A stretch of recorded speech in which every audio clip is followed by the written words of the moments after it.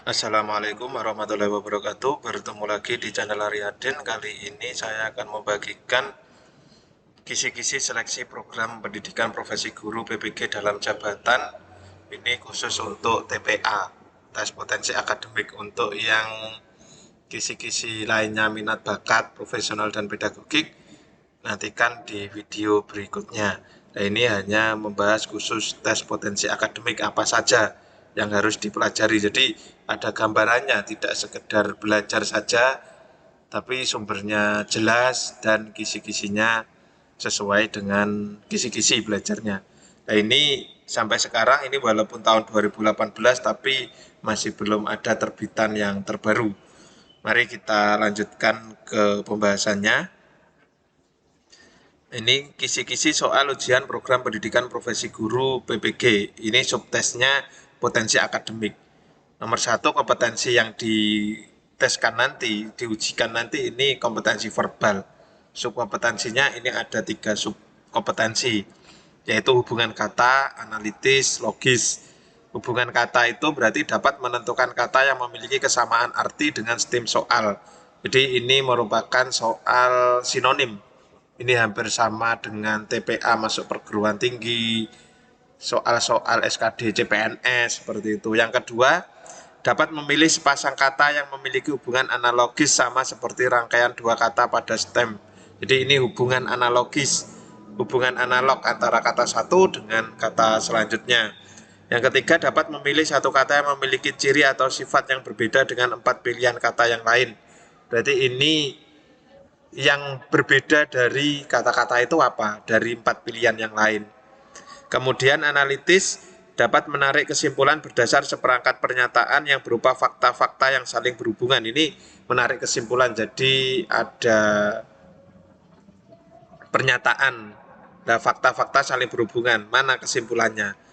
Kemudian yang logis dapat menarik kesimpulan dari dua premis yang diberikan. Jadi ini premis 1, premis 2 itu termasuk modus tolen itu ya. Jadi yang dipelajari itu. Kemudian kompetensi numerik ini deret. Dapat menentukan satu angka yang merupakan kelanjutan dari deret angka dengan pola tertentu. Nah, ini hampir sama dengan SKD CPNS ya, itu bisa dipelajari. Kalau nanti untuk yang sama persis tentu tidak ya, karena kan soal itu luas. Tapi kalau kita sudah tahu trik-triknya, sudah sering mengerjakan, insya Allah nanti pada saat mengerjakan sudah terbiasa. Kemudian dapat menentukan satu angka yang merupakan kelanjutan dari deret angka dengan pola tertentu. Ini bisa berdua angka atau satu angka sebagai jangkar. Yang kedelapan, dapat menentukan angka-angka yang merupakan kelanjutan dari dua deret angka dengan dua pola tertentu. Ini intinya tentang deret. Ini kalau di SKD CPNS ini jenisnya banyak sekali, bisa bagi, bisa tambah, bisa loncatnya 3 atau 2, tapi ini sudah ada indikatornya ini. Kemudian aritmatika ini ada dapat menemukan solusi dari operasi hitung sederhana, penjumlahan dan pengurangan. Jadi hanya hitungan sederhana ini ya. Kemudian dapat menemukan solusi dari operasi hitung sederhana, pengalian dan pembagian. Kalau tadi penjumlahan dan pengurangan, ini pengalian dan pembagian. Dapat menemukan solusi dari operasi hitung sederhana menggunakan desimal dan pecahan. Ini tentu tidak terlalu sulit ya bagi kita. Dapat menemukan solusi dari soal cerita yang memerlukan strategi operasi hitung. Jadi ini soal cerita hitung campuran lah ini. Seperti soal-soal kelas 6 SD ujian. Kemudian yang figural, hubungan bentuk, dapat menentukan gambar untuk mengisi kotak kosong dengan mengikuti pola rotasi searah jarum jam dan penambahan elemen dengan jumlah stimulus awal sebanyak 4. Jadi figural ini bentuk gambar, melanjutkan biasanya.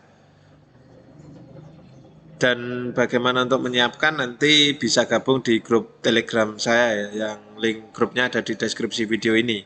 Yang ke-14, dapat menentukan gambar untuk mengisi kotak kosong dengan mengikuti pola pencerminan dan penambahan elemen dengan jumlah stimulus awal sebanyak 3. Kemudian serial dapat menentukan gambar untuk mengisi kotak kosong sebagai kelanjutan serial dengan pola penambahan elemen dan perubahan bentuk atau warna dengan jumlah awal stimulus sebanyak 3.